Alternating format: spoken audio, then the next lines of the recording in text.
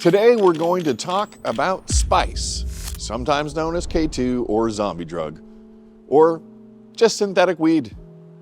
Why are we talking about spice? Because it is wreaking havoc on too many populations. If it hasn't hit your community yet, pay attention, because it likely will.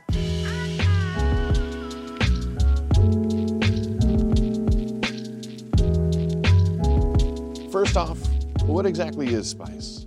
So I want to be clear, spice is not cannabis, not even close.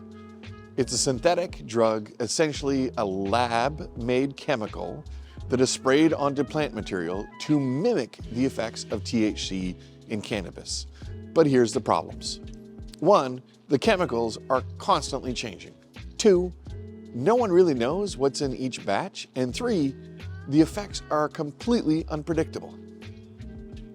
Spice is cheap, way cheaper than many other, if not most other substances. And it's pretty easy to get. It used to be sold as legal weed in gas stations and convenience stores before governments cracked down. But banning it didn't make it disappear, it just pushed it into an unregulated street market, where the strength and ingredients are even more dangerous.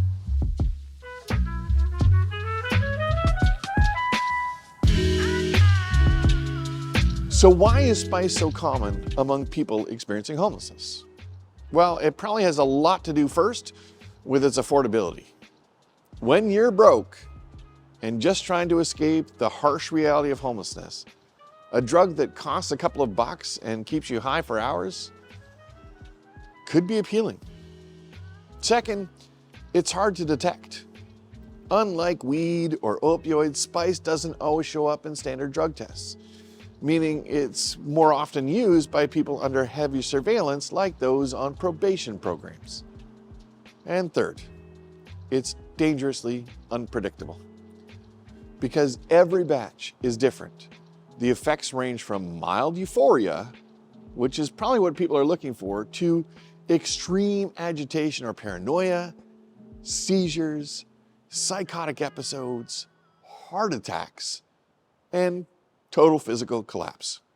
That's why when you see someone who is completely frozen in place or flailing uncontrollably from using spice, their nervous system is basically short-circuiting. Spice makes homelessness even harder to escape. When someone is using spice regularly, their ability to access housing, employment, and services takes a huge hit. They might get banned from shelters, they might struggle with violent episodes, or they might be seen as too far gone by some service providers to even engage in the moment. But let me be crystal clear. The problem isn't just the drug. The problem is why people feel the need to use it in the first place.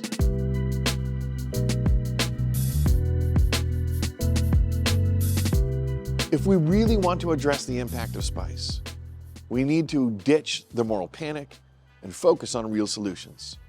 That means things like wellness promotion over punishment. Criminalizing people for using spice doesn't stop them from using it. It just makes things worse.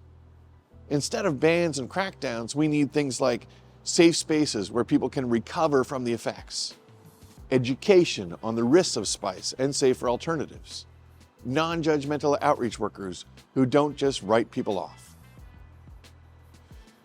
We also need to understand and have an approach that is better at addressing trauma and mental health.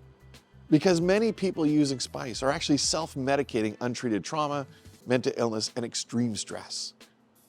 You want to reduce spice use? Increase access to mental health care, trauma-informed supports, and stabilizing services like housing. We also need more housing and less gatekeeping.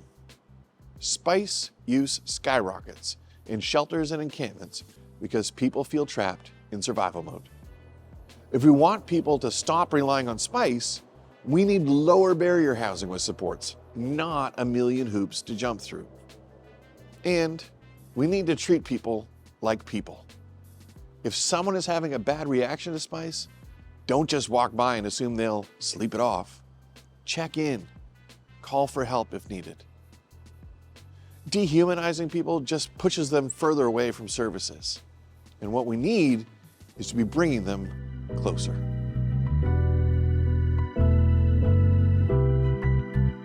Spice is dangerous. But the bigger danger? Acting like this is just a drug problem and not a symptom of something much deeper. We don't fix this by banning people, punishing them, or looking the other way. We fix this by meeting people where they're at, by giving people real options, and treating people like they matter. So let's stop asking, why do they use spice? And start asking, why do they feel like they have to use spice in the first place? Thanks for watching. If you found this helpful, hit like, share it, and let's keep the conversation going in the comments.